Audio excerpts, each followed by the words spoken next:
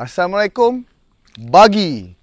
Hari ini kita berada di Slim River Perak dan di belakang tuan-tuan dan puan-puan adalah rumah unit Dahlia Type A kami. Jadi, orang-orang Perak stay tune. Kita punya unit Dahlia 20x38 berkeluasan 760 square feet. Jom ikut saya.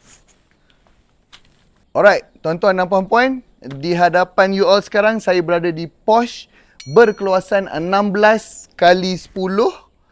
Kat sini sesuai lah untuk tuan-tuan puan-puan letakkan barang meja di hadapan untuk minum air, atau kita sambut tetamu boleh letak kawasan letak kasut dan slipper lah. Dan terus ke pintu masuk. Jom ikut saya.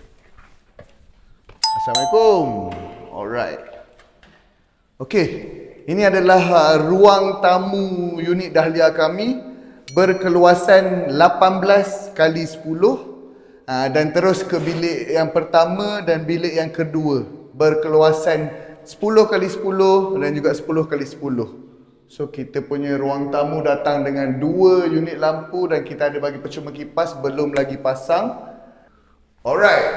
So kita dah berada di kawasan bilik, boleh kata luas juga, boleh letak satu katil single ataupun boleh letak queen size. Okey, bilik keluasan 10x10.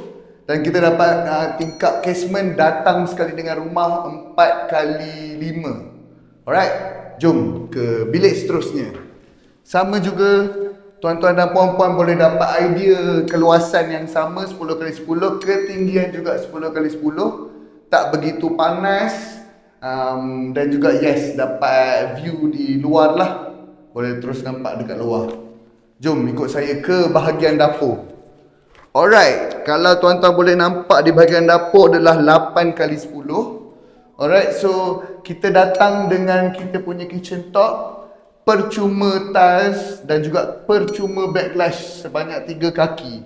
So tuan-tuan nak masak, tak perlu risau, dari bahagian nak cuci, tak ada masalah.